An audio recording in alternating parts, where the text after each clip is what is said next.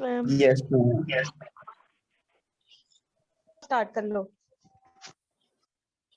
अच्छा, टॉपिक है हमारा हम बैक्टीरिया माइक्रोबायोलॉजी हमने स्टार्ट कर दिया हुआ था, माइक्रो ऑर्गेनिजम्स के बारे में पढ़े थे और हमने उस दिन बैक्टीरिया फर्स्ट हमारा था उसको स्टार्ट किया था, जिसमें हमने उसकी शेप्स डिस्कस की थी और कितनी फॉर्म्स में वो पाया जाता है वो डिस्कस किया था। अब हम उसका सबसे इंपॉर्टेंट फैक्टर जो है सेल वॉल वो डिस्कस करेंगे।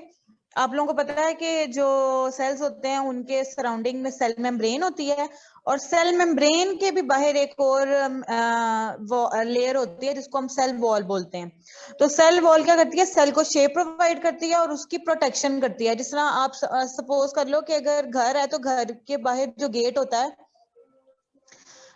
जो हमारे लिए वो एक तरह से क्या है, हमारे लिए एक तरह से वो सेल वॉल है जिसको कोई नॉक करेगा और नॉक करके फिर अंदर आएगा। ठीक है, तो इसलिए सेल वॉल का मतलब ये है कि वो हमारे लिए एक प्रोटेक्टिव कोट या प्रोटेक्टिंग लेयर हो गई। ठीक है, तो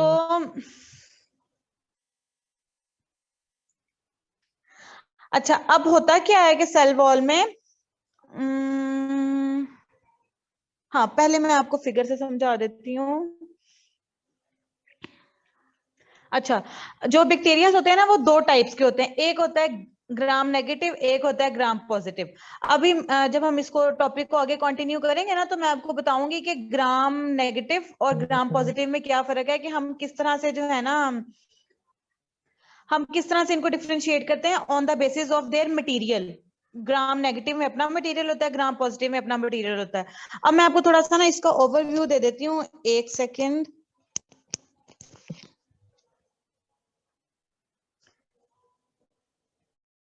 अच्छा, होता क्या है कि ये वाली जो लेयर है ना, यानी ये जो बाहर वाली है, इसको हम बोल रहे हैं कि ये आउटर मेम्ब्रेन है। ठीक है, इसके इससे एक एक्सटेंशन निकली है जिसको हम बोलते हैं पिलस। ठीक है, ये अटैचमेंट का काम करती है।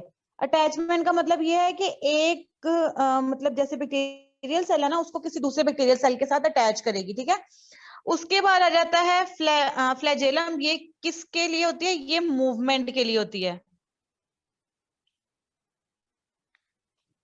यानी जब बैक्टीरिया ने मूव करना होता है ना तो ये उसकी हेल्प करती है। ठीक है, तो अब इसके ये वाली साइड है, ये इसकी सेल वॉल को शो कर रही है। यानी अगर हम इसको थोड़ा सा इस तरह से इस व्यू से देखें, सेल वॉल के अंदर होती है सेल मेम्ब्रेन, यानी सेल मेम्ब्रेन से भी बाहर एक सेल वॉल है जो प्रोटेक्शन का काम कर रही है। ठीक हो गया।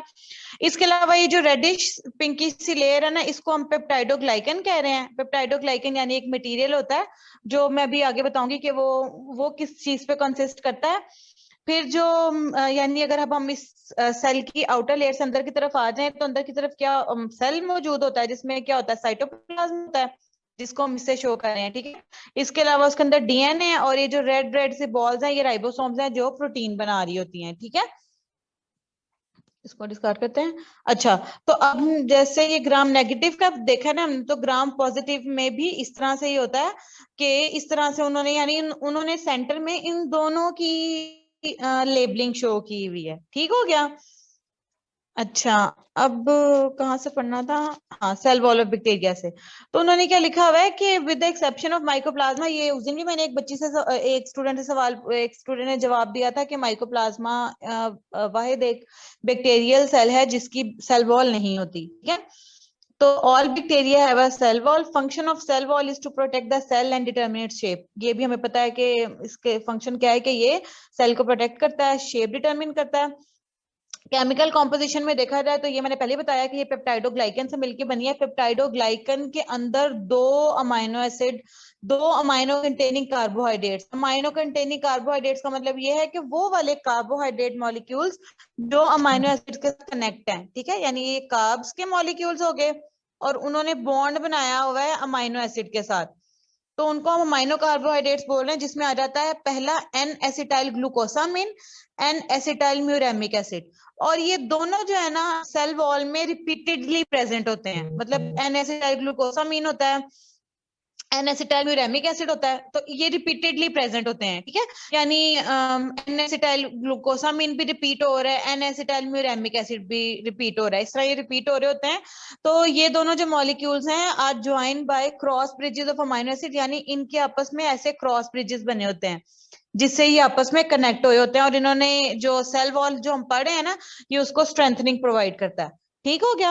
अब हम इसमें देख लेते हैं कि जो cell wall of gram positive है उसमें और ग्राम नेगेटिव में क्या फर्क है। जो मेन मतलब हमने स्टार्ट किया है वो ये है कि जो ग्राम पॉजिटिव बैक्टीरिया ना, उसकी जो पेप्टाइडोग्लाइकन है ना, यानी पेप्टाइडोग्लाइकन से मिलकर बनाना है, तो उसकी विड्थ जो है ना वो 25 नैनोमीटर है, यानी वो 25 नैनोमीटर वाइड है। और उसके अंदर एक और पॉलीसेक्राइड है, हमने पढ़े थे मोनोसेक्राइड्स, डाइसेक्राइड्स, पॉलीसेक्राइड्स। पॉलीसेक्राइड्स होते हैं कॉम्प्लेक्स कार्बोहाइड्रेट्स। तो ग्राम पॉजिटिव के अंदर मजीद कॉम्प्लेक्स पॉलीसेक्राइड्स या कॉम्प्लेक्स कार्बोहाइड्रेट्स प्रेजेंट है, जिसका नाम है टिशोइक एसिड। तो teichoic acid additionally gram positive में प्रेजेंट होता है।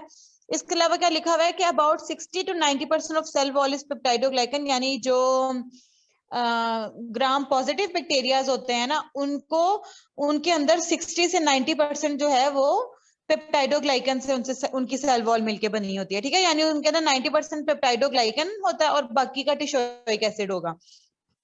अच्छा, अब आगे बात gram negative cell wall of gram negative bacteria. तो जो ग्राम नेगेटिव बैक्टीरिया होते हैं, जैसे उसकी हमने पढ़ी है ना कि उसकी विड्थ है 25 नैनोमीटर, इसकी विड्थ है सिर्फ और सिर्फ 3 नैनोमीटर। ठीक है, 3 नैनोमीटर इसकी थिकनेस है, और इसके अंदर टिशोइक एसिड नहीं होता, उसके अंदर टिशोइक एसिड होता है।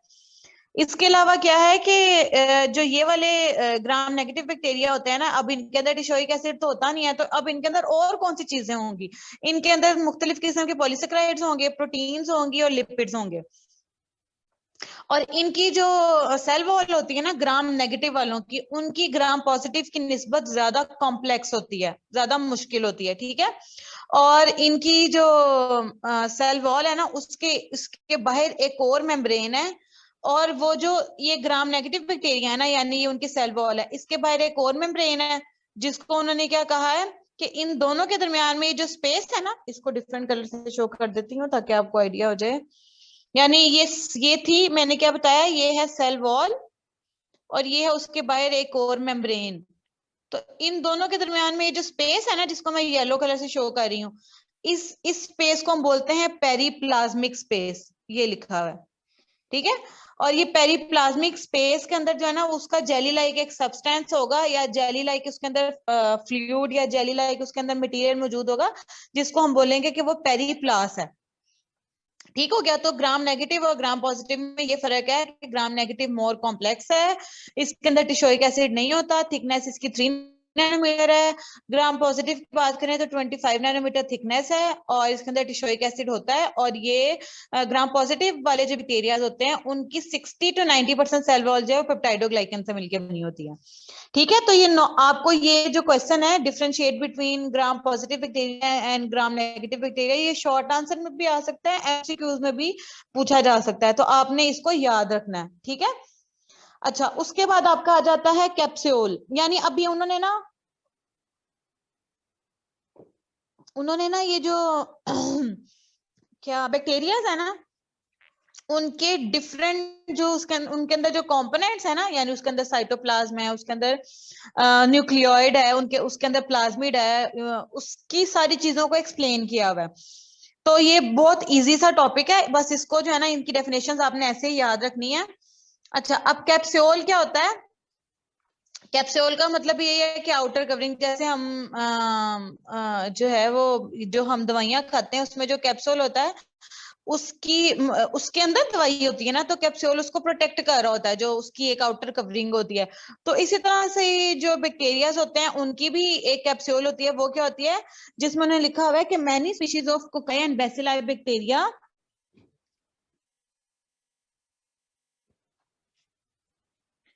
इसको स्क्रीन रेट से कर लेते हैं।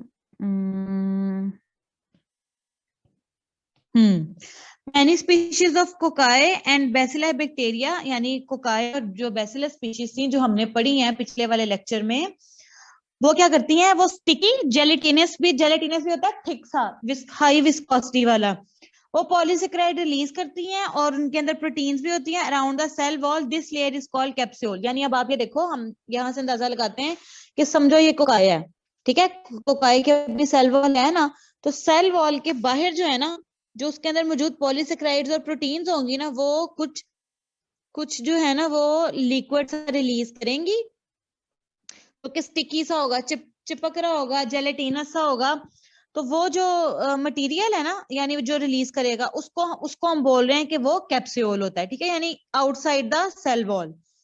तो जो स्पाइरल बैक्टीरियाज होते हैं ना, कोकाई और बेसिलाई तो ये कर सकते हैं, कैप्सूल बना सकते हैं, लेकिन जो स्पाइरल बैक्टीरिया होते हैं ना, वो कैप्सूल बनाने की एबिलिटी नहीं रखते। ठीक हो गया, ये एक उसका कंपोनेंट हो गया। सेकंड आ गया ग्लाइकोकेलिस। ग्लाइकोकेलिस क्या होती है? The loose layer of capsule is called glycocalyx. यानी ये कैप्सूल बना है ना सेल वॉल के बाहर, इसमें से जो स्मूथ स्मूथ डेलिकेट से जो लेयर ऑफ सेल होती है, उसको हम बोलते हैं कि वो ग्लाइकोकेलिक्स है, ठीक है, यानी वो एक और लेयर है जो कि स्मूथ लेयर है ग्लाइकोकेलिक्स के भी ऊपर, उसको हम बोल रहे हैं कि वो ग्लाइकोकेलिक्स होती है। और इनके अंदर क्या होता है? इसके अंदर इंटेंगल फाइबर से मौजूद होते हैं, बट का मतलब है कि रेशे से मौजूद होते हैं, जिनको बोल रहे हैं कि वो डेक्स्ट्रिन है, और वो किससे मिलके बने होते हैं? वो पॉलीसेकेराइड नहीं होते हैं, ठीक है। तो ये जो फाइबर्स होते हैं ना, ये बेसिकली बैक्टीरिया की अटैचमेंट में हेल्प कर रहे होते हैं कि वो होस्ट की बॉडी के साथ जो है इजीली अटैच हो जाए। अच्छा, कुछ जो फूड प्रोडक्ट्स होती हैं ना, जिनके अंदर बैक्टीरिया मतलब अटैक कर देते हैं और वो फूड इंटॉलरेंस आती है, तो उनमें अगर ये ग्लाइकोकेलिक्स रिलीज हो जाएगा ना, यानी बैक्टीरिया जो है उस पे कोकाई या बेसिलाई बैक्टीरिया बैठा उस फूड के ऊपर, और उन्होंने क्या रिलीज किया? उन्होंने जब अपना ग्लाइकोकेलिक्स रिलीज किया ना, तो उससे फूड और आने जाता है, या अट्रैक्टिव होगा, तो चीज आप खा रहे हो लेकिन उसका टेस्ट नहीं आ रहा, तो इसका मतलब है कि उसके ऊपर ये कोकाई या bacilli type of bacteria attack कर लिया हुआ है, और उसने ग्लाइकोकेलिक्स रिलीज कर दिया, जिसकी वजह से वो फूड जो है उसका टेस्ट आपको नहीं आ रहा है। ठीक है, नेक्स्ट कंपोनेंट आ गया साइटोप्लाज्म। तो हमें ये बात पता है कि सेल मेम्ब्रेन के अंदर साइटोप्लाज्म होती है, और साइटोप्लाज्म जो होती है ट्रांसपेरेंट होती है, यानी फुली ट्रांसपेरेंट नहीं होती, हाफ ट्रांसपेरेंट होती है, और हाफ इसके अंदर फ्लूइड होता है। और इसके अंदर हर तरह की जो है वो कंपोनेंट मौजूद होते हैं जो कि एक सेल को सरवाइव करने के लिए चाहिए होते हैं, जिसमें प्रोटीन्स आ जाती हैं, कार्बोहाइड्रेट्स आ जाते हैं, लिपिड्स आ जाते हैं, न्यूक्लिक एसिड्स आ जाते हैं, सॉल्ट्स आ जाते हैं, इनऑर्गेनिक आयंस आ जाते हैं। और इसके अलावा क्या है कि ये जो साइटोप्लाज्म है, ये मेनली या ये मोस्टली वाटर से मिलके बना होता है, तो इसलिए वाटर ने इसको घिरा होता है, ये सारी चीजें जो है वाटर में डिजोल्व हुई होती हैं।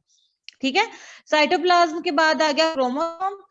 क्रोमोसोम आप लोगों को पता है कि जिस तरह हमारे ह्यूमन के अंदर डीएनए क्रोमोसोम्स मौजूद है, लेकिन बैक्टीरियाज के क्योंकि हम यूकेरियोट्स हैं, तो हमारे अंदर प्रॉपर एक न्यूक्लियस मौजूद है, प्रॉपर ऑर्गेनेलिज मौजूद है, प्रॉपर जो है वो डीएनए मौजूद है। लेकिन ये जो बैक्टीरियाज हैं, ये प्रोकैरियोटिक सेल्स हैं, यानी इनके defined cell wall, cell membrane और न्यूक्लियस और इस तरह का मटेरियल नहीं है। तो इन वही उन्होंने लिखा हुआ है कि बैक्टीरिया के पास कोई डिस्टिंक्ट न्यूक्लियस नहीं है, क्योंकि वो प्रोकैरियोट्स हैं। तो bacterial chromosome lie suspended in the, तो वो ऐसे ही जो है ना खुले साइटोप्लाज्म के अंदर पड़े होते हैं, और इनके पास प्रोटीन भी नहीं होती है जो हमारे पास होती है, यानी ह्यूमंस के अंदर हिस्टोन प्रोटीन है जिसने इस डीएनए को रैप किया होता है, लेकिन बैक्टीरिया के पास कोई नहीं होती है। और हम इसके जो क्रोमोसोम रीजन है ना, यानी जहां पर हमें थोड़ा सा फील होगा कि बिखरा बिखरा सा क्रोमोसोम या न्यूक्लियस मौजूद है, तो हम उस रीजन को बोलेंगे कि वो न्यूक्लियोइड है।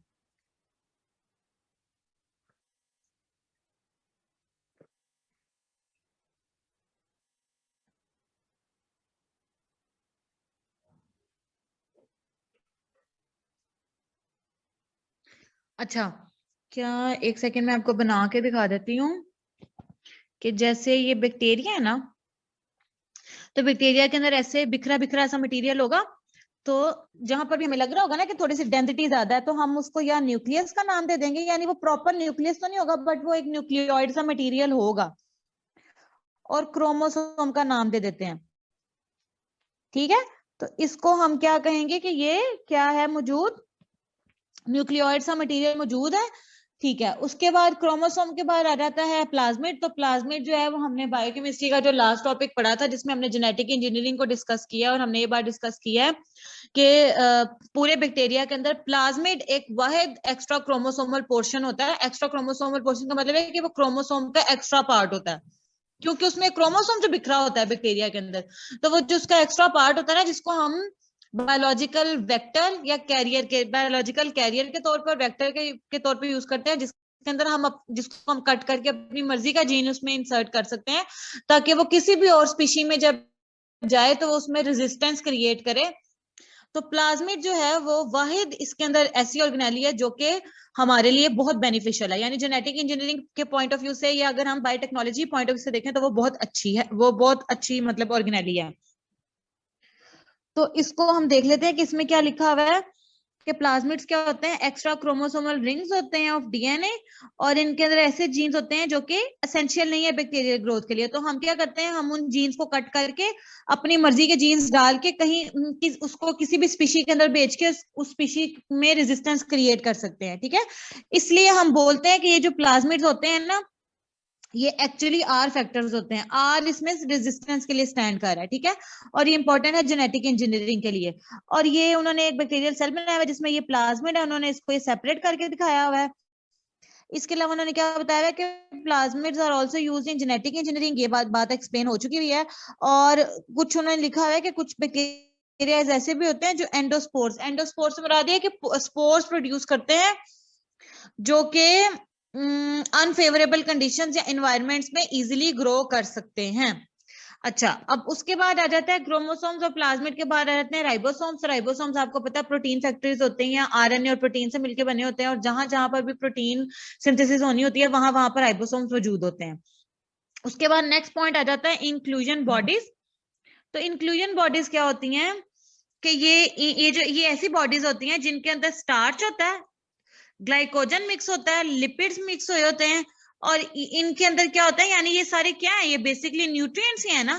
तो जब जब सेल के ऊपर कहत वाला टाइम आता है ना, यानी स्टार्वेशन का टाइम आता है कि सेल को उस हिसाब से न्यूट्रिएंट्स नहीं मिल रहे होते जितने उसको चाहिए होते हैं, तो फिर ये जो स्टोर्ड उसके अंदर इंक्लूजन बॉडीज है ना, स्टोर्ड ऑर्गेनेलिज है, यही क्या करती है, अंदर से ग्लाइकोजन, स्टार्च और लिपिड को रिलीज करती है, जिससे जो है वो सेल, बैक्टीरियल सेल जो है वो अपनी नीड्स को सेटिस्फाई करता है, ठीक है। यानी जब हार्श इन्वायरमेंट में बैक्टीरिया के पास ये सारी सहूलियात नहीं होती हैं, तब ये इंक्लूजन, जैसे हम जब ग्रोसरी के लिए जाते हैं, तो जिन दिनों में ये कोरोना और ये लॉकडाउन लगा था, तो उन दिनों में ये रेकमेंड किया गया था कि ओवर आप ना उसको स्टोरेज करके रखो, लेकिन अगर आप थोड़ा बहुत स्टोरेज कर सकते हो तो घर से निकलने के डर से थोड़ा सा स्टोरेज कर लो। तो बेसिकली हम जब हमारे पास एक्स्ट्रा पैसे होते हैं तो हम क्या करते हैं कि अपने स्टोर रूम में चीजें स्टोर करके रख लेते हैं, ताकि जब हमारे पे कोई इस तरह का टाइम आए, यानी स्टारवेशन का या कोई इस तरह का वक्त आए, तो हम स्टोर में से चीजें निकाल लें और यूज कर लें। बिल्कुल इंक्लूजन बॉडीज का वो हिसाब ही है कि वो बैक्टीरिया का स्टोर रूम है, जहां से बैक्टीरिया जो है वो अपनी चीजें जब उसके ऊपर स्टारवेशन का टाइम आता है तो वो चीजें निकालता है और यूज कर लेता है, ठीक है। उसके बाद आ जाते हैं वॉलिटिन्स। वॉलिटिन्स क्या होते हैं, ये डिपॉजिट्स होते हैं फॉस्फेट के, यानी फॉस्फेट एलिमेंट के मिलके बने होते हैं। इसके अलावा क्या है कि ये इनका पता कैसे चला था कि इनको एक मेथिलीन ब्लू एक स्टेन होता है वो इनके ऊपर फेंका था, ठीक है, वो इनके ऊपर छिड़का था, जिससे पता चला था कि ये वॉलिटिन जो है ये भी बैक्टीरियल सेल में मौजूद होते हैं।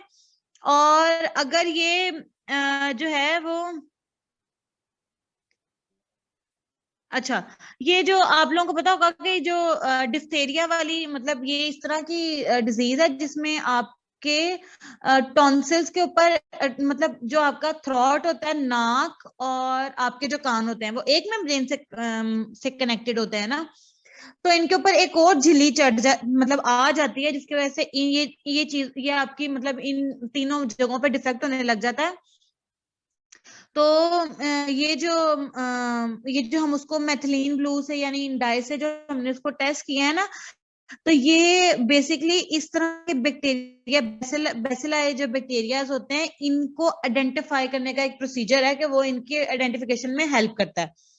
ठीक हो गया। उसके बाद आ जाता है मैग्नेटोसोम। मैग्नेटोसोम्स ऐसे बैक्टीरियाज हैं जो कि बैक्टीरिया को बताते हैं कि उसको कौन से एनवायरनमेंट पे रहना चाहिए, वो उसके हैबिटेट को डिस्क्राइब करते हैं कि तुम्हारे लिए कौन सा प्रेफर्ड एनवायरनमेंट है कि तुम यहाँ पर हो, ठीक है।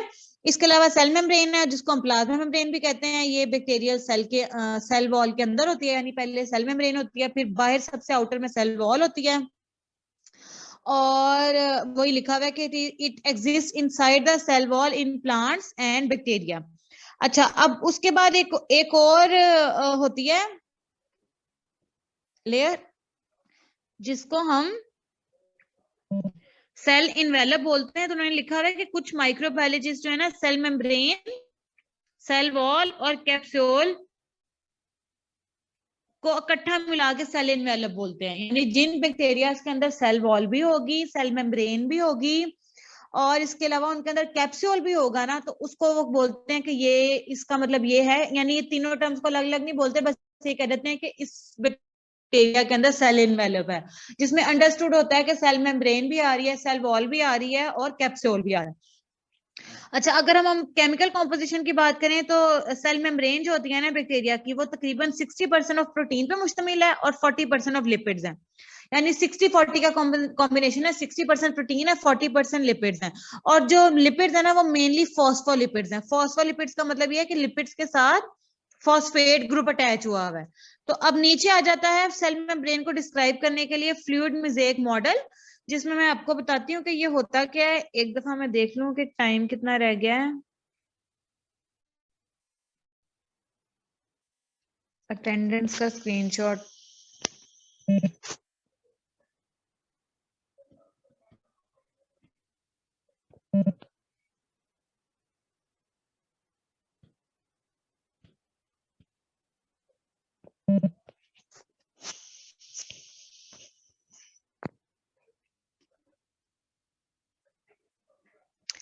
अच्छा, अब क्या होता है, सेल मेम्ब्रेन को डिस्क्राइब करने के लिए एक फ्लूइड मोज़ेक मॉडल जो है वो यूज किया गया है। फ्लूइड मोज़ेक मॉडल कैसा मॉडल है? ऐसा मॉडल है जो है लिपिड बायलेयर पे मुश्तमिल है। लिपिड बायलेयर का मतलब ये है कि इसके आउटसाइड पे लिपिड्स अटैच हैं,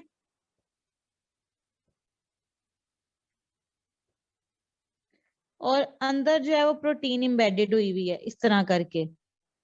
ठीक है, यानी ये भी लिपिड है और ये भी लिपिड की लेयर है, इसलिए हम इसको बोल देते हैं बाय लेयर, कि टू लिपिड्स की लेयर्स हैं। दरमियान में प्रोटीन है, इसके अलावा कुछ सरफेस में से भी प्रोटीन निकली हुई है। ठीक हो गया? वो ग्लाइकोप्रोटीन भी हो सकती है। ग्लाइको मतलब ग्लूकोज मॉलिक्यूल के साथ अटैच है, ग्लाइकोप्रोटीन हो सकती है। और अगर वो ग्लूकोज मॉलिक्यूल्स या मतलब ग्लूकोज कंटेनिंग मॉलिक्यूल्स अगर लिपिड्स के साथ कनेक्ट है, तो हम उनको ग्लाइकोलिपिड्स भी कह सकते हैं, कि वो क्या होते हैं, ग्लाइकोलिपिड्स। अगर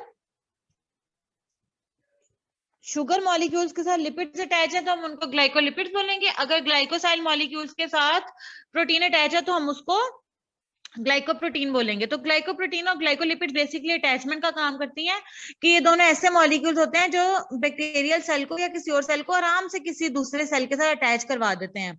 बाकी यही लिखा हुआ है, ये भी ना, ये फिगर इसमें आपके जो ये शॉर्ट फॉर्म में नोट्स है ना, उनमें इतनी क्लियर नहीं है। होपफुली जो आपके पास हैंडआउट्स हैं, यानी जो आपके पास हार्ड फॉर्म में नोट्स हैं, उनमें ये चीज क्लियर होगी।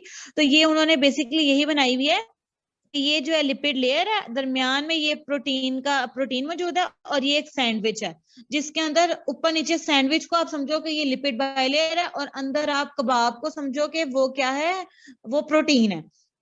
तो इस तरह से ये सैंडविच का मॉडल जो है वो बना हुआ है। और अब आप अपने कॉमन सेंस से सोचो तो ये सिंपल सी बात है कि जो मॉलिक्यूल्स लिपिड नेचर के होंगे ना, वो इजीली क्रॉस कर जाएंगे, मतलब आउटसाइड से इनसाइड आ जाएंगे, क्योंकि बाहर की लेयर लिपिड लेयर है। ठीक है, और इसके अलावा कोई भी और मॉलिक्यूल्स होंगे अदर देन लिपिड मॉलिक्यूल, उन सबको, जैसे प्रोटीन्स हो गई या और कार्बोहाइड्रेट्स वगैरह हो गए, तो उन सबको किसी ना किसी ट्रांसपोर्टर के थ्रू जो है वो बाहर से अंदर की तरफ जाना पड़ेगा। ठीक है, तो यानी इसका मतलब ये है,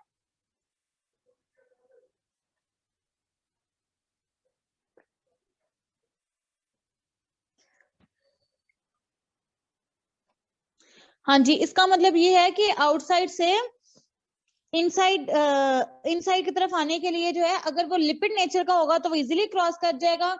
अगर वो लिपिड नेचर का नहीं होगा तो वो भी किसी ना किसी ट्रांसपोर्टर के थ्रू जो है ना, आउटसाइड से इनसाइड की तरफ आएगा। अब इसको थोड़ा सा पढ़ लेते हैं कि इसमें लिखा क्या हुआ है, कि जो फॉस्फोलिपिड्स के लिए आपस में पैरेलल, हाँ जी, जो लिपिड बायलेयर्स हैं वो आपस में उसमें रेंज है, पैरेलल लेयर्स में रेंज है, और इनके दरमियान में प्रोटीन्स मौजूद हैं। और जो आउटसाइड से इनसाइड की तरफ मॉलिक्यूल्स आ रहे हैं, अगर वो लिपिड से मिलके बने होंगे तो वो इजीली क्रॉस कर लेंगे, और जो अदर देन लिपिड्स हैं वो क्रॉस नहीं कर सकेंगे। ठीक हो गया? इसके अलावा मैंने लिखा है कि कुछ क्या होते हैं, कुछ प्रोटीन ग्लोब्यूल्स होते हैं। प्रोटीन ग्लोब्यूल्स क्या होते हैं कि वो मतलब वो इस तरह के छोटे छोटे से सब्सटेंसेस होते हैं कि वो फ्लोट कर रहे होते हैं in and outer surface of the membrane पे, यानी जो बैक्टीरियल सेल मेम्ब्रेन है उसके आउटसाइड या इनसाइड की तरफ जो है वो मौजूद होते हैं। और कुछ इस तरह के ग्लोब्यूल्स होते हैं कि वो सेल मेम्ब्रेन के साथ कनेक्ट होते हैं लेकिन बाहर की तरफ एक्सटेंड हुए होते हैं। तो इस तरह का जो मॉडल है जो आपको इस तरह नजर आ रहा हो तो उसको आपने बोलना है कि ये फ्लूइड मोज़ेक मॉडल है, यानी जो मैंने भी बनाया था कि इस तरह मॉलिक्यूल्स होंगे। ये लिपिड बायलेयर है, दरमियान में ऐसे प्रोटीन मौजूद है, कुछ प्रोटीन ऐसे बाहर की तरफ एक्सटेंशन उसके निकली हुई हैं, कुछ इनसाइड की तरफ है। तो ये जो आपको सैंडविच लाइक जो लग रही होगी ना, ये बेसिकली क्या है, जो सैंडविच लाइक आपको ऐसे लग रही है, ये बेसिकली फ्लूइड मोज़ेक मॉडल है। ठीक है। अच्छा, इसके अलावा उन्होंने लिखा हुआ है कि जो फ्लूइड मोज़ेक मॉडल है ना, इसको उन्होंने मतलब जब वो साइंटिस्ट थे तो ऑब्वियसली आम आंख से तो नहीं देखा जा सकता ना, आम आंख से तो हम माइक्रो ऑर्गेनिजम्स को देख नहीं सकते, हमें पता ही नहीं है कि वो कहाँ, हालांकि हर वक्त हमारे इर्द गिर्द होते हैं लेकिन वो इतने माइन्यूट होते हैं कि हम उनको ऑब्जर्व नहीं कर सकते, हम उनको देख नहीं सकते। तो इसलिए जो है ना ये इन मॉलिक्यूल्स को या इन सेल्स को उन्होंने इलेक्ट्रॉन माइक्रोस्कोप में देखा और इन सब्सटेंस को जज किया कि किस तरह के हैं। ठीक हो गया। इसके अलावा उन्होंने लिखा हुआ है कि जो सेल मेम्ब्रेन में मूवमेंट्स होती है ना, यानी movement across the cell membrane. बच्चे अपना माइक म्यूट कर लो जिसने भी अनम्यूट किया हुआ है। Movement of molecules across the cell membrane जो होती है वो वही वाली बात है कि जो लिपिड सॉल्युबल मॉलिक्यूल्स होंगे ना वो इस लिपिड बायलेयर को इजिली क्रॉस कर लेंगे। जो लिपिड वाले मॉलिक्यूल्स होंगे ना वो इजिली क्रॉस करके अंदर की तरफ आ जाएंगे, जबकि जो इस तरह के मॉलिक्यूल्स होंगे जैसे कि एसिड्स हो गए या नाइट्रोजनस बेस होते हैं, वो नाइट्रोजनस बेसिस होंगी, वो डिसॉल्व नहीं करेंगे लिपिड्स में, उनको कोई ना कोई प्रोटीन पैसेजवेज या प्रोटीन पाथवेज यूज करना पड़ेगा अंदर आने के लिए। तो इसलिए हम ये बात कह सकते हैं कि जो मूवमेंट ऑफ मॉलिक्यूल्स है ना, ये जो है बहुत रिस्ट्रिक्टेड होती है, बहुत चेक एंड बैलेंस के साथ होती है। अच्छा, उसके बाद क्या आ जाता है, उसके बाद यानी यहाँ पर जो है ना ये बैक्टीरिया के पार्ट्स वाला टॉपिक फिनिश हो गया। अब नेक्स्ट आ रहा है कि बैक्टीरिया जो हैं वो जेनेटिक रिकॉम्बिनेशन कैसे करते हैं, यानी वो अपना जो जीन्स है वो शेयर कैसे करते हैं। तो जो जेनेटिक रिकॉम्बिनेशन का प्रोसेस होता है ना उसको हम ट्रांसडक्शन बोलते हैं, यानी जो उस मेथड के थ्रू जिससे बैक्टीरिया जो है वो अपने जीन्स शेयर करते हैं ना, यानी एक जगह से दूसरी जगह पे भेजते हैं, तो उसको हम जेनेटिक रिकॉम्बिनेशन बोलते हैं कि वो ऑब्वियसली अपना जीन्स जो है वो एक्सचेंज कर रहे हैं, जीन्स चेंज कर रहे हैं, और इस प्रोसेस को हम ट्रांसलेशन बोलते हैं। मैं आपको फिगर से पढ़ा देती हूँ कि ये क्या होते हैं। जैसे अब आप यहाँ पर आपने इसको गौर से समझना है कि ये है एक वायरस, ये है वायरस। वायरस जब बैक्टीरिया पे अटैक करे तो बैक्टीरिया पे अटैक करते ही जो है ना ये अपना जो इसके अंदर इसके यानी बैक्टीरियल में सेल वॉल के साथ अटैच होगा, और अटैच होने के बाद ही जो है ना ये अपना अंदर का जो डीएनए है ना वो इसके अंदर इंजेक्ट कर देगा, बैक्टीरिया के अंदर भेज देगा। ठीक है। अब यहाँ पर देखो कि उसने ये दिखाया कि ये उसने बैक्टीरिया के अंदर अपने जो है वो भेज दिए, अपना डीएनए भेज दिया। तो इस पॉइंट पे हम उसको बोलेंगे कि ये बैक्टीरियोफेज है, यानी जब वायरसेस जो है वो बैक्टीरिया पे अटैक करते हैं ना तो फिर हम उनको वायरस या अकेला बैक्टीरिया नहीं बोलते, हम उनको बैक्टीरियोफेज बोलते हैं कि बैक्टीरिया के अंदर फेज चला गया, यानी वायरस का डीएनए या आरएनए चला गया, वायरस का है वो बैक्टीरिया के अंदर चला गया। ठीक है। उसके बाद क्या होगा कि जब ये अपना साइकिल कंप्लीट करेगा, सेल बर्स्टिंग होगी, सेल बर्स्टिंग होगी यानी वो डीएनए या आरएनए जो भी है वो सारे बाहर निकल आएंगे, और बाहर निकलते ही जब वो एक नेक्स्ट न्यू बैक्टीरिया को जब वो इन्फेक्ट करेंगे ना तो उस वक्त में यानी यही तो यानी इसका मतलब ये है कि इस तरह से ही ट्रांजैक्शन हो रही है कि एक पहले बैक्टीरिया इफेक्ट हुआ था, फिर उसके अंदर multiple copies of viruses produce हुई, और वो जैसे ही एयर में या एनवायरनमेंट में रिलीज होंगी वो नए बैक्टीरिया को जाके अटैक करेंगी और उनके अंदर भी जो है इस तरह ही रिजाइड करने की कोशिश करेंगी। तो इस प्रोसेस को हम बोलते हैं कि ये प्रोसेस होता है ट्रांसडक्शन, के एक बैक्टीरिया ने किस तरह से अपने वायरस को बाकी बैक्टीरियाज के अंदर स्प्रेड कर दिया या बाकी बैक्टीरियाज के अंदर भेज दिया। ठीक हो गया। नेक्स्ट आपका स्टेप आ जाता है जिसको हम बोलते हैं रिप्रोडक्शन। तो प्रोकैरियोट से हैं, यानी जो अगर हम बैक्टीरिया की बात करें तो ये रिप्रोडक्शन कैसे करते हैं कि ये बेसिकली जो है प्रोकैरियोटिक सेल्स होते हैं, और ये बैक्टीरिया जो होते हैं वो डिवाइड करते हैं with the help of binary fission process. ठीक है, जैसे ह्यूमंस के अंदर तो रिप्रोडक्शन होती है ना, कि जैसे एक फीमेल जो है वो 9 मंथ्स के लिए जो है ऑलमोस्ट जो है वो के वॉर्म में एम्ब्रियो होता है, फिर वो फीटस बनता है। तो इस तरह से यानी रिप्रोडक्शन का प्रोसेस है।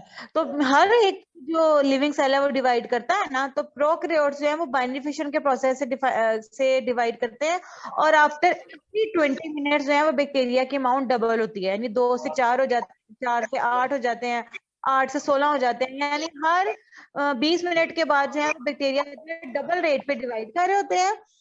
और ये क्या दिखाया हुआ है ना, ये उन्होंने और ये टाइप ऑफ एसेक्सुअल रिप्रोडक्शन है। ठीक है, यानी इसमें सेक्स सेल्स इन्वॉल्व नहीं है, ये other than sex cells involve है। और इसमें होती कैसे है, यहाँ पर देखो कि ये एक बैक्टीरिया है। ठीक है, बैक्टीरिया ने क्या किया, अपने अंदर जो सेल वॉल है, सेल मेम्ब्रेन है, उसकी इन्वेजिनेशन शो करना शुरू की।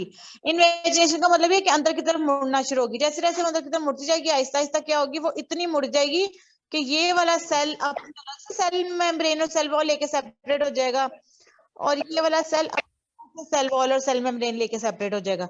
तो इस तरह से जो बैक्टीरियाज हैं वो आफ्टर एवरी 20 मिनट्स जो है वो डिवाइड करते हैं। अच्छा, अब नेक्स्ट उन्होंने ओवरव्यू दिया हुआ है बैक्टीरियल इन्फेक्शन का, जिसमें उन्होंने लिखा हुआ है कि अगर आई इन्फेक्शन हो या आपको साइनोसाइटिस यानी अगर आपको नजला जुकाम है या आपको अपर रेस्पिरेटरी ट्रैक में प्रॉब्लम है, तो जो जो भी आपकी बॉडी में जितने जितने भी पार्ट्स है ना, नीचे उनके माइक्रो ऑर्गेनिजम्स मेंशन है कि वो किस किस ऑर्गन में कहाँ कहाँ मौजूद होते हैं। तो इसको आप लोगों ने एक दफा देख लेना है कि जो है गैस्ट्राइटिस में यानी स्मॉल इंटेस्टाइन में कौन से जो है वो बैक्टीरिया पाए जाते हैं, इन्फेक्शन में कौन से बैक्टीरिया इन्वॉल्व है, सेक्सुअली ट्रांसमिटेंस में कौन से बैक्टीरिया इन्वॉल्व है, यूरिनरी ट्रैक्ट इन्फेक्शन में कौन से बैक्टीरिया इन्वॉल्व है, फूड पॉइजनिंग में कौन से हैं। तो ये सारी बैक्टीरिया की लिस्ट है, जो जहां भी पाए जाते हैं ना, ये उनके नाम लिखे हुए हैं। ठीक हो गया। अब नेक्स्ट आपका टॉपिक भी इससे रिलेटेड ही है कि इन्फेक्शन एंड डिजीज, यानी जब कोई माइक्रो ऑर्गेनिज्म आपकी बॉडी पे अटैक करता है तो उससे आपकी बॉडी में क्या क्रिएट होता है, उससे आपकी बॉडी में इन्फेक्शन बनता है। ठीक है, और इन्फेक्शन जो है वो डिजीज का रुख ले लेती है। तो इसमें जो है ना एक होस्ट पैरासाइट रिलेशनशिप बहुत इंपॉर्टेंट होता है। होस्ट पैरासाइट रिलेशनशिप, होस्ट मतलब जैसे ह्यूमंस हैं, और पैरासाइट मतलब कोई माइक्रो ऑर्गेनिज्म है, कोई जर्म है जो कि अटैक करता है। तो जब भी वो पैरासाइट जो है वो होस्ट सेल पे अटैक करेगा ना, तो उससे जो है इन्फेक्शन क्रिएट होगा। तो ये उन्होंने लिखा हुआ है कि ये ऐसा रिलेशनशिप है दोनों ऑर्गेनिजम्स के दरमियान में, होस्ट और पैरासाइट के दरमियान में, कि होस्ट और पैरासाइट आपस में कंपटीशन करते हैं। अगर होस्ट का सिस्टम इतना मजबूत है, इतना स्ट्रॉन्ग है, या उसके अंदर इतनी अच्छी रेजिस्टेंस है कि पैरासाइट के अटैक होने के बाद अगर वो पैरासाइट को ग्रो होने नहीं देता, तो इसका मतलब ये है कि आपका जो होस्ट का इम्यून सिस्टम है वो बहुत स्ट्रॉन्ग है। बट अगर होस्ट के इम्यून सिस्टम में अगर रेजिस्टेंस नहीं है ना, रेजिस्टेंस कह लो, अगर रेजिस्टेंस नहीं है या अगर उसके अंदर इतनी स्ट्रेंथ नहीं है, तो जैसे पैरासाइट उस पर अटैक करेगा ना, जो है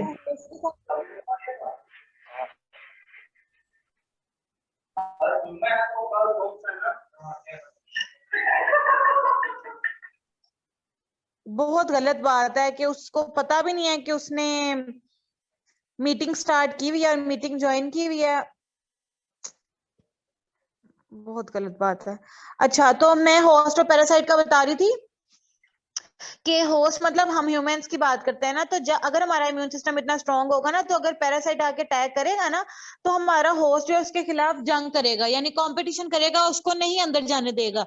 बट अगर इम्यून सिस्टम हमारा वीक है, यानी अगर हमारी डाइट ठीक नहीं है, डाइट ठीक ना होने की वजह से अगर हमारा इम्यून सिस्टम वीक है, तो आराम से पैरासाइट जो है वो हमारी बॉडी के अंदर अटैक करेगा और उसके अंदर रिजाइड कर जाएगा, यानी उसके अंदर डिजीज डेवलप करवा देगा।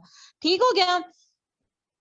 अच्छा, अब उन्होंने डिजीज की डेफिनेशन लिखी हुई है कि डिजीज के बारे में एक कॉन्सेप्ट ये है कि जब भी आपकी बॉडी की एक जनरल या नॉर्मल स्टेट्स में कोई भी चेंज आता है, यानी जैसे अगर अब हम नॉर्मल हैं यानी मैं अपनी बात करूं या अगर आप लोग अपनी बात करें तो हम बिल्कुल नॉर्मल इस वक्त फील कर रहे हैं।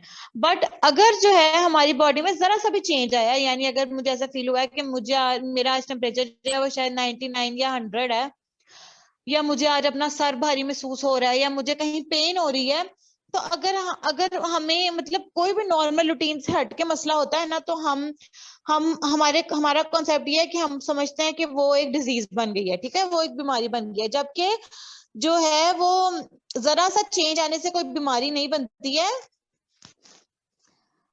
इसका मतलब ये भी हो सकता है कि आपकी बॉडी में कोई इन्फेक्शन हुआ है। तो इन्फेक्शन और डिजीजेस अलग अलग टर्म्स हैं, ठीक है। इन्फेक्शन जो है वो आपकी बॉडी में हो सकता है बगैर डिजीज हुए भी, यानी जरूरी नहीं है कि हर इन्फेक्शन जो आपकी बॉडी में डिजीज कॉज करे। इसका मतलब ये अगर आपको फ्लू या जिसमें आजकल सीजनल चेंज चल रहा है, तो इससे मोस्ट ऑफ द लोग जो हैं, हर मतलब 3 से 2 लोग जो हैं उनको फ्लू भी हो रहा है, बुखार वगैरह भी हो रहा है। हालांकि डेंगू का भी मतलब चल रहा है, बट ये फ्लू ऐसा है जो सीजनल फ्लू है, यानी मौसम चेंज होने की, मौसमियाती तब्दीली की वजह से चेंज आ रहा है। तो ये इन्फेक्शन है, ये डिजीज नहीं है। इन्फेक्शन और डिजीज में फर्क है। डिजीज का मतलब ये है कि अगर वो माइक्रो ऑर्गेनिज्म जो है वो बहुत टाइम तक आपकी बॉडी में रहा है कि उसने एक बीमारी पैदा कर दी है। बट इन्फेक्शन का मतलब ये है कि फॉर द टाइम बीइंग एक माइक्रो ऑर्गेनिज्म आपकी बॉडी में आया है और उसने for the time being infection cause कर दिया है, ठीक है। अच्छा, नेक्स्ट टर्म है नॉर्मल फ्लोरा। नॉर्मल फ्लोरा क्या होता है? नॉर्मल फ्लोरा वो माइक्रो ऑर्गेनिज्म की पॉपुलेशन है जो कि बॉडी पे इन्फेक्ट तो करती है बट डिजीज कॉज नहीं करती है, ठीक है। यानी सिर्फ इन्फेक्शन की हद तक जो है ना इसमें माइक्रो ऑर्गेनिज्म जो है ना वो अटैक कर सकते हैं बट डिजीज कॉज नहीं कर सकते हैं, ठीक है। इसकी एग्जांपल उन्होंने सिम्बियोसिस से दी है कि जो मतलब आपकी जो होस्ट की बॉडी है, यानी जो हमारी बॉडी है, और उस पर जब ये नॉर्मल फ्लोरा एक्ट करता है ना, तो उससे हमारी बॉडी में क्या कॉज होता है? इन्फेक्शन कॉज होता है बट डिजीज कॉज नहीं होती। और इनका रिलेशनशिप सिम्बियोसिस है, यानी कि सिम्बियोसिस का मतलब ये है कि दोनों मतलब दोनों ही जो है ना, होस्ट हो गया या माइक्रो ऑर्गेनिजम्स हो गए, दोनों ही बेनिफिट हासिल कर रहे होते हैं कहीं ना कहीं। बेनिफिट की हम इस तरह बात कर सकते हैं कि अगर होस्ट है ना, अगर उसके ऊपर कोई नॉर्मल फ्लोरा यानी कोई भी माइक्रो ऑर्गेनिज्म इन्फेक्ट करेगा, तो आप ये देखो कि नेक्स्ट टाइम के लिए उस होस्ट के अंदर रेजिस्टेंस क्रिएट हो जाएगी। अगर नेक्स्ट टाइम फिर से वही बैक्टीरिया अटैक करता है तो होस्ट उसके खिलाफ लड़ेगा और उसको बॉडी के अंदर एंटर होने नहीं देगा। तो इसलिए ये जो होस्ट है और नॉर्मल फ्लोरा है ना, इन दोनों का आपस में सिम्बियोसिस का रिलेशनशिप है, यानी दोनों एक दूसरे से फायदा हासिल करते हैं, दोनों एक दूसरे के बगैर रह नहीं सकते। अच्छा, उसके बाद क्या है कि कुछ उन्होंने कहा है कि कुछ सिम्बियोसिस यानी वो बेनिफिशियल होती हैं माइक्रो ऑर्गेनिजम्स के लिए भी और ह्यूमन बॉडी के लिए। उसको हम इस रिलेशनशिप को हम कहते हैं कि ये म्यूचुअलिज्म है। म्यूचुअल मतलब दोनों इकट्ठा। जब दोनों होस्ट सेल भी और माइक्रो ऑर्गेनिज्म भी एक दूसरे को फायदा पहुंचा रहे होंगे, यानी गिव एंड टेक दोनों कर रहे होंगे, तो उसको हम बोलेंगे कि वो म्यूचुअलिज्म है। और इसमें उन्होंने एग्जांपल दी हुई है कि जो लैक्टोबैसिलस है वो फीमेल्स की वेजिना के अंदर मौजूद होता है और वहां पर क्या प्रोवाइड कर रहा होता है? न्यूट्रिएंट्स प्रोवाइड कर रहा होता है। और उसने वहां पर एसिडिक एनवायरनमेंट एक क्रिएट किया होता है वेजिना में, ताकि इस कोई और बैक्टीरिया या कोई और माइक्रो ऑर्गेनिज्म जो है वो वेजिना में ग्रो ना कर सके। इसलिए जो है ना ये लैक्टोबैसिलस जो है सिर्फ वेजिना में मौजूद होता है, जिसने एक एसिडिक एनवायरनमेंट क्रिएट होता है और कुछ स्पेसिफिक न्यूट्रिएंट्स जो है ना वो रिलीज कर रहा होता है, ताकि कोई भी यानी वो इतने एसिडिक एनवायरनमेंट में रहते हैं कि कोई और माइक्रो ऑर्गेनिज्म जो है वो उतना एसिडिक एनवायरनमेंट बर्दाश्त नहीं कर पाता। इसकी वजह से वो हमारी जो ये सेंसिटिव बॉडी पार्ट है उसको अटैक नहीं कर सकता। ठीक हो गया। नेक्स्ट आपका रिलेशनशिप आ गया जिसको हम कमेंसलिज्म बोल रहे हैं।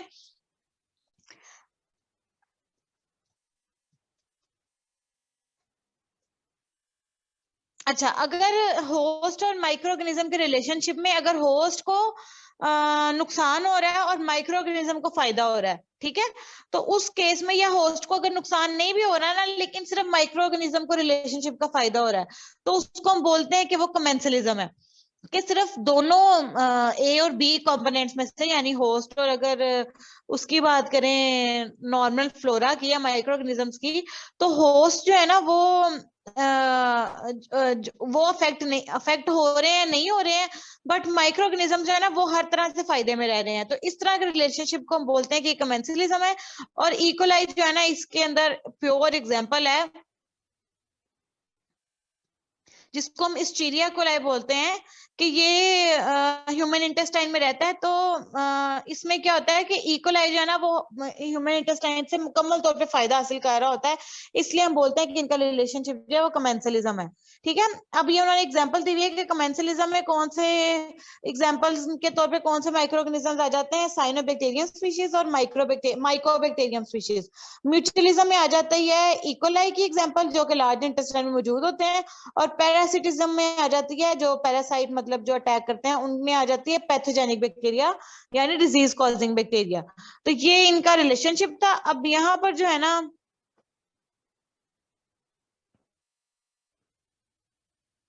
यहाँ पर जो है 2-3 पॉइंट्स रह गए हैं, इसको यहाँ तक रख लेते हैं।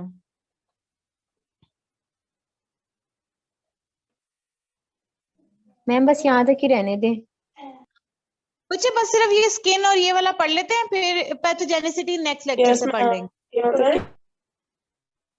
नहीं, फ्लोरा वाला तो फिनिश कर लेते हैं ना, फ्लोरा वाला फिनिश करके फिर जो पैथोजेनिसिटी है ना, यानी जो डिजीज कॉज करता है, उसको हम नेक्स्ट लेक्चर से कवर कर लेंगे। अब ये 2 तो पेज रह गए हैं, ये तो इजी सा है, फ्लोरा को फिनिश कर लेते हैं।